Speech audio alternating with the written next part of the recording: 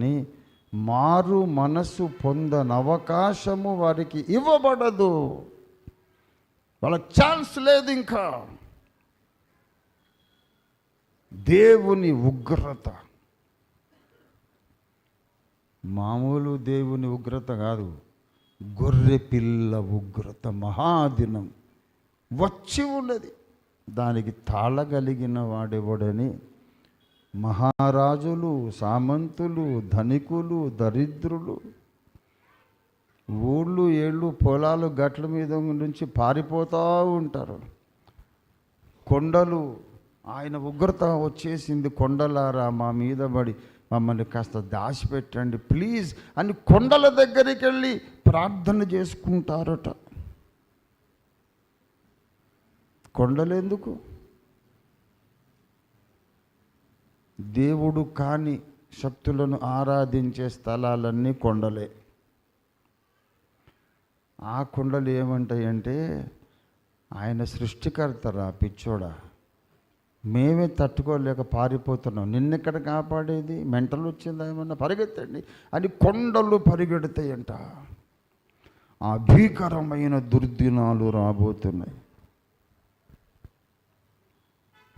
నా రెస్పాన్స్ ఒకటే, బైబిల్ను దూషించేవారు,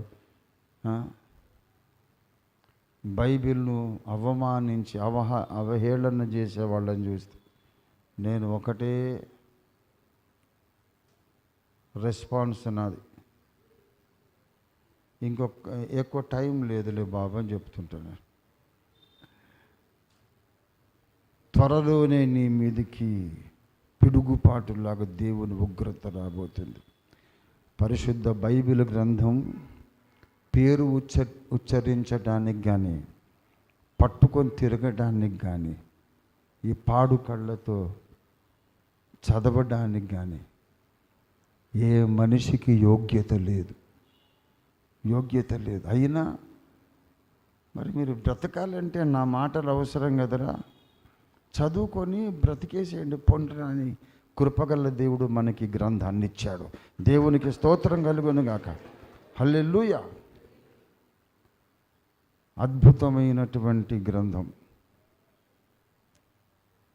హెబ్రీ పత్రిక సారాంశము యొక్క సారాంశం.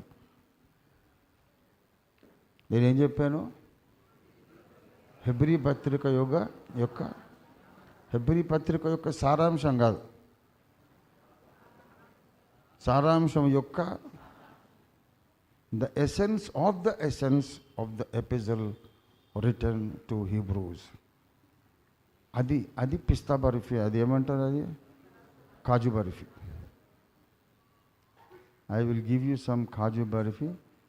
మీరు దీన్ని పట్టుకొని ఇంకా నెల రోజులు ధ్యానం చేస్తే కానీ మీకు ఈ మ్యాటరు, ఈ మెసేజ్ అంతు చిక్కదు.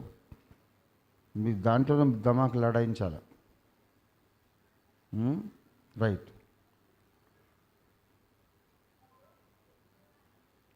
ఇంతకుముందు నేను చెప్పిన సారాంశం టాపిక్ మళ్ళీ చెప్తా. మనము ఎవరి వైపు చూడాలో, ఏ వ్యక్తుల వైపు, ఏ శక్తుల వైపు చూడాలో, ఇవన్నీ అన్నాను కదా, ఇట్ ఈస్ ఆన్ రికార్డ్. ఎవరి వైపు చూడాలో, ఏ వ్యక్తుల వైపు, ఏ శక్తుల వైపు చూడాలో, వాటిని ఎందుకు చూడాలో చెప్పి, తర్వాత మీకు అత్యవసరమైన ఈ విషయాలు పరాకాష్ఠ స్థాయిలో, శిఖరాగ్ర స్థాయిలో మీకు అవసరమే లేదు అని నిరూపిస్తూ హెబ్రీ పత్రికను ముగించాడు. ఇది పైకి స్వయం ఖండనగా కనబడుతుంది కానీ స్వయం ఖండన కాదు, సత్యము యొక్క అతి ఉన్నత ప్రత్యక్షత. ఏమన్నా కొంచెం అర్థమైనట్టు అనిపిస్తుందా? అర్థం కానట్టు అనిపిస్తుందా? ఏందిరా భయ్, నిద్ర సరిపోలేనట్టుంది నీకు, నిద్రలోండి మాట్లాడుతున్నావా ఏంటి? ఇదేం ప్రసంగం, ఇదేం ఆరాధన కూటం? Hallelujah, God is good all the time అని వెళ్ళగొట్టాలి కానీ నువ్వు మా బుర్రకాయ తింటున్నావు కదరా నిజంగానే. అనుకోకండి, this is high nutrition value, మంచి పోషక పదార్థాలు ఉన్న ఒక పతలా ప్రసంగం, పల్చటి ప్రసంగం. మీకు ఒక సంవత్సరం పట్టవచ్చు, లేకపోతే 6 నెలలు, నెల, మీ సామర్థ్యాన్ని బట్టి పట్టవచ్చు. దీన్ని మీరు ఇంటికి వెళ్ళి ధ్యానం చేస్తామని నిజంగా యథార్థంగా ఒప్పుకునేటోళ్ళు చేయొద్దండి, చూద్దాం.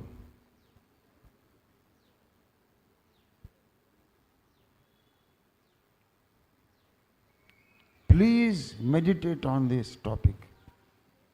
క్రిస్టఫర్, నువ్వు స్పెషల్గా ధ్యానం చేయాలి. చాలా సంతోషం, మంచిది. విషయం ఏమిటంటే, ఈ హెబ్రీ పత్రిక మొదటి నుండి మనం చూద్దాం. 3వ అధ్యాయం మొదటి వచనములో, మనము ఒప్పుకొనిన దానికి అపొస్తలుడును ప్రధాన యాజకుడునైన యేసు మీద మనం లక్ష్యం ఉంచవలసిన వాడు ఎవరు చెప్పండి? యేసు మీద లక్ష్యం ఉంచుడి. నంబర్ 1.